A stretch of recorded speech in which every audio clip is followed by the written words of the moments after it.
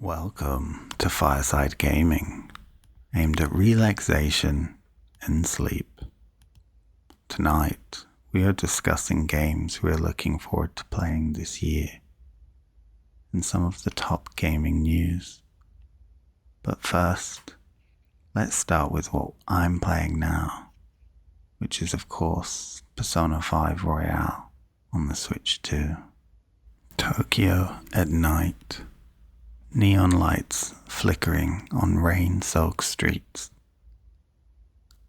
The distant sound of passing trains and the quiet tension of secrets waiting to be uncovered. You play as a high school student with a past, someone misunderstood, forced to transfer schools after being falsely accused. But by night, you become a phantom thief. You and your friends step into a surreal, alternative dimension to change the hearts of the corrupt. This isn't your typical JRPG. Persona 5 Royale is the definitive version of the original Persona 5.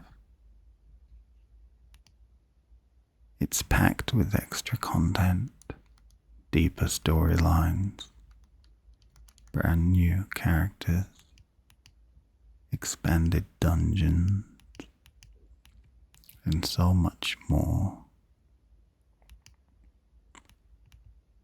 Every classroom answer you give, every friendship you build,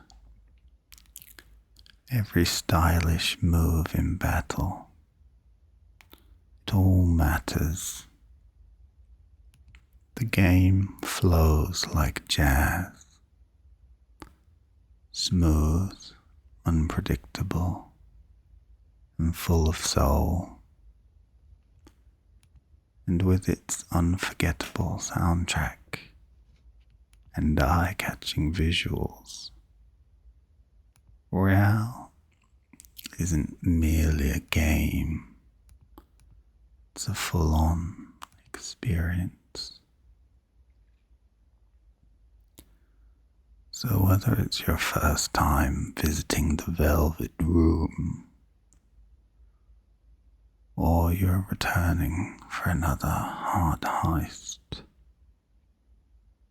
Persona 5 Royale invites you to take your time and enjoy every moment.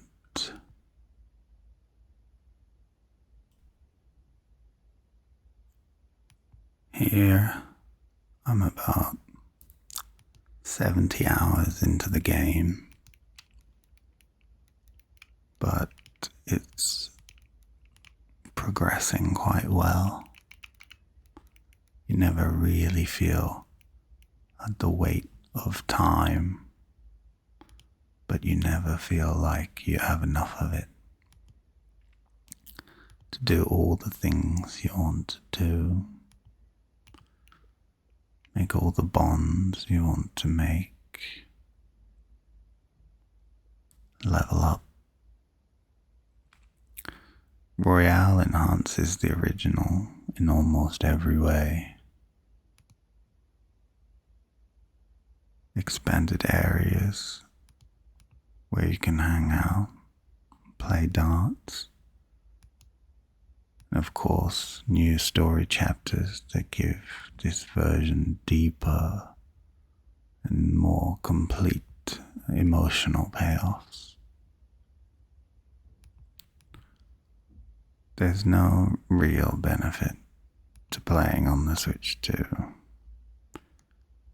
On the original Switch, there's a locked 30 frames per second. So there's no reason to upgrade to this version. There isn't an upgraded version, that is. But whether you're here for that acid jazz, funk, melancholy vocals that wrap every moment with velvet. You're in for a good time. Turn-based combat was never my thing originally, but this had me addicted from the start. There was something about it, something hypnotizing. Elemental strategy, the persona fusions, full of depth, requiring you to think, not just mash buttons. There's also not a lot of grinding, which is good. Essentially, it's a story about growing up in a broken world, about finding people who believe in you and fighting to change the unchangeable.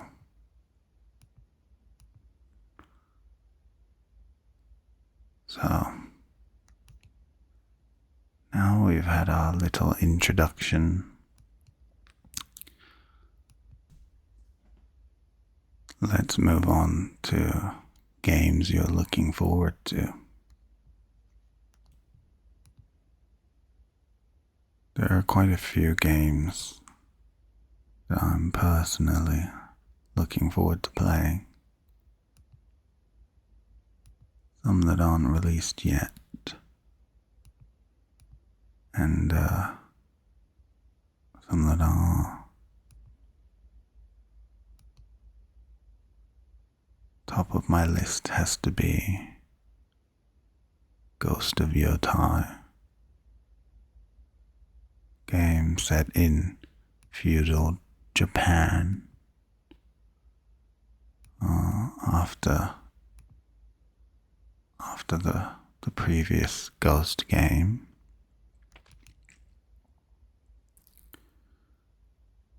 And this one is also produced by Sucker Punch, who have done an amazing job over the past few years, over the past decade, with the games that they put out. The first Ghost game was incredible. No real hood, so to speak of. Following the wind, following animals. It was a pure relaxation and meditation.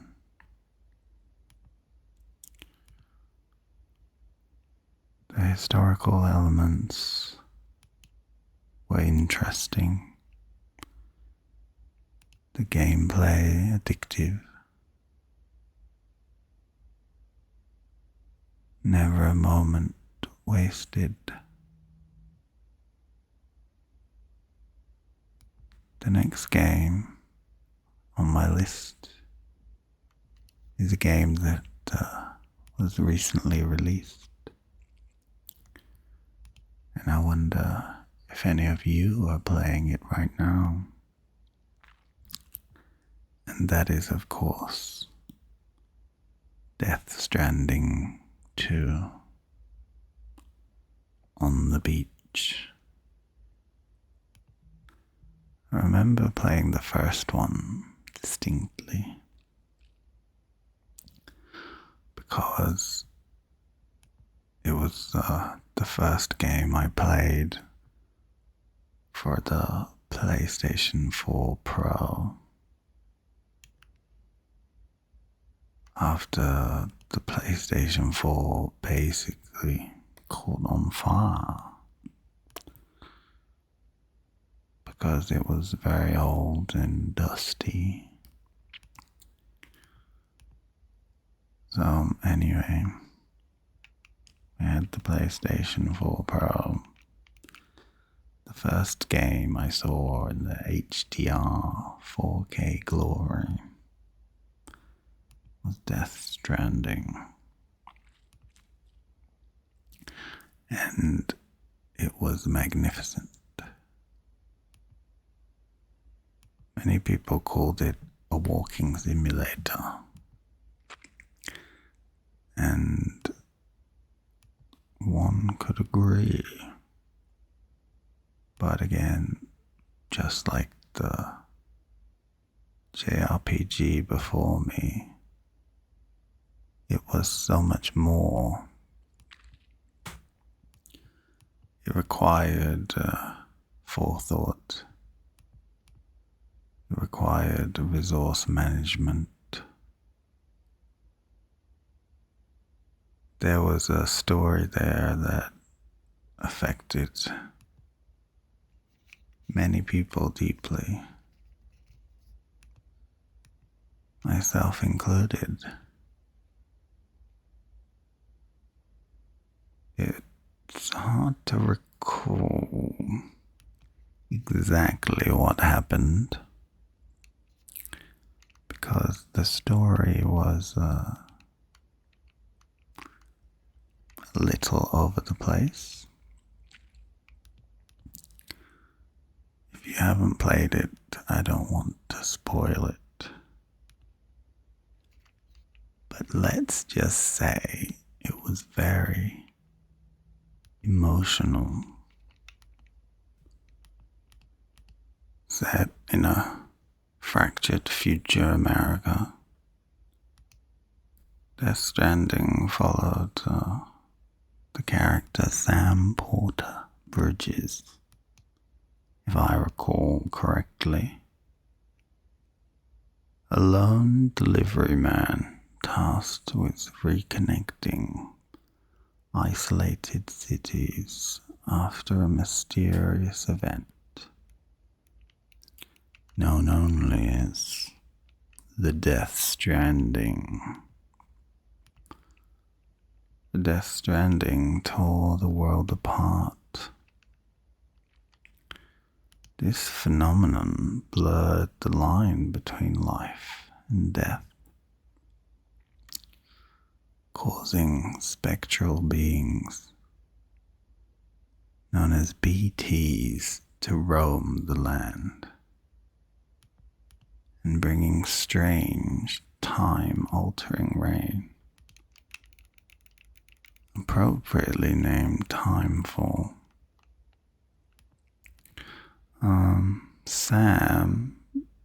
As Sam, you journey across vast, hauntingly beautiful landscapes to deliver supplies.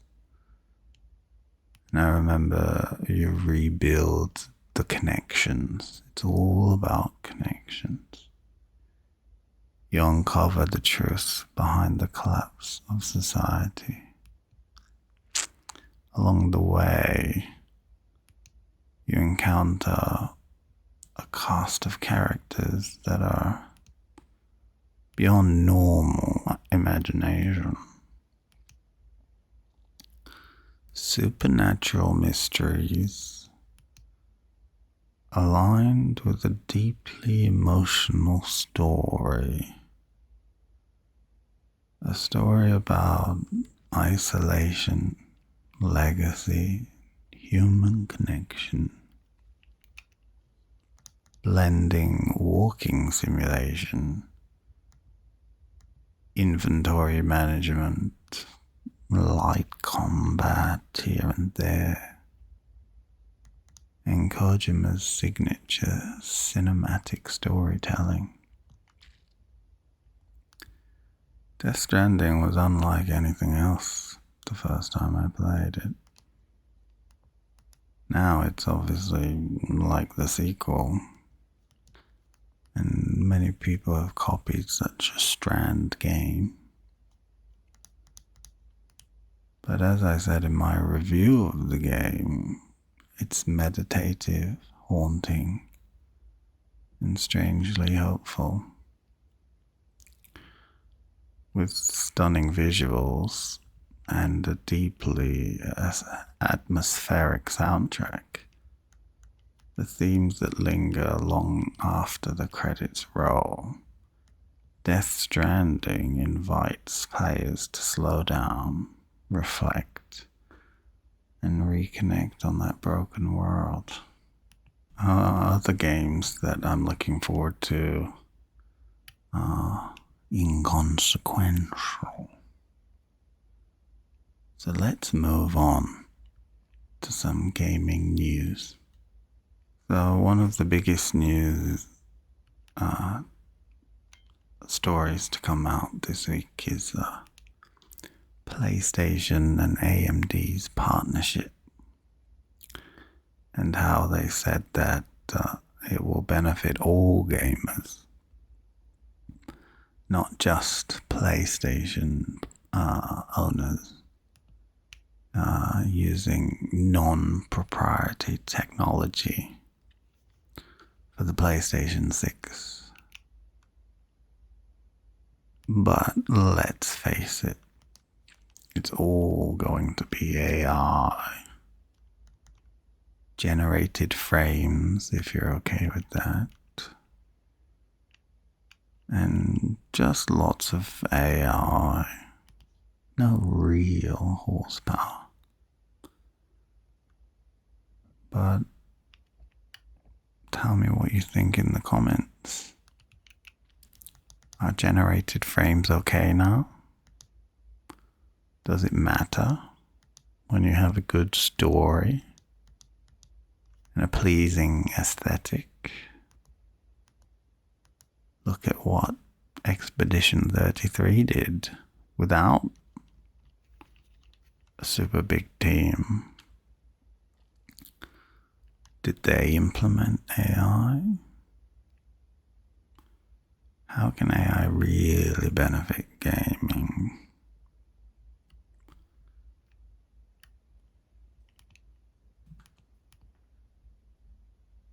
The next story, which we'll end on today, concerns physical sales, physical media, being greatly down, almost 60%, compared to similar titles last year. As someone who strongly supports physical media and game preservation, this is something very disappointing to hear. What do you think about physical media? Do you own much in 2025? Or is it just too inconvenient? How often do you shop online instead of buying from Steam or the Play Store? Let me know in the comments. And next time in this fireside chat, we'll discuss more games, the Switch 2, and whether or not it's a worthy upgrade. Good night.